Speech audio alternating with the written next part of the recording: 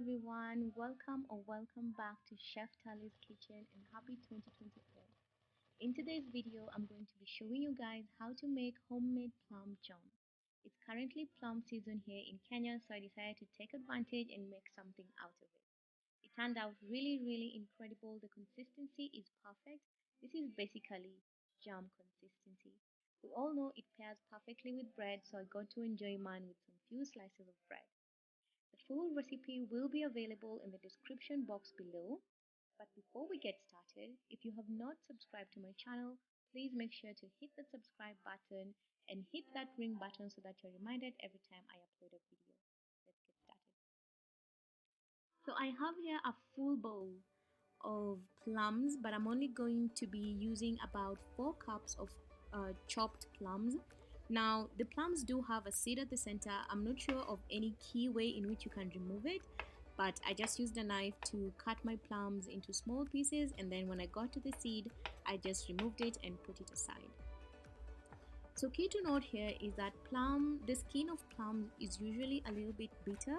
So this jam did turn out to be sort of marmalade like, but if you want your jam to be super sweet, make sure you remove the skin. I just found it to be too tasking. So once you've measured 4 cups of your plums, go ahead and add this into your pot, and we're going to be cooking this on medium heat. Now in total I did use 2 cups of granulated sugar here, but you will see me adding this in small bits as we go, but in total it was just 2 cups of sugar. If you do prefer a slightly sweeter jam, because you can taste this as you go, and that's what I did because I was basically second guessing myself. But if you do feel like you'd want it to be sweeter, feel free to add sugar before you remove this from the heat. So we're just going to let this cook on medium heat, and then I'm going to squeeze here the juice of 1 lemon. I must say this is not important. You can skip this process if you want to. I think for me, because of the taste that I got in the end, the next time I'm making plum jam, I'm going to skip the lemon part. So at that point, just make it your own and decide if you'd want to add it or not. So we're going to let this simmer until the bits and pieces of plums go down, and you can see as it thickens it does get darker in color and it smells absolutely incredible. It basically smells like the jams we have in Kenya, the zester jams and whatnot. So I was really happy with how this was going by this point. The consistency here is a little bit light as you can see, and I still have some pieces of plums in there.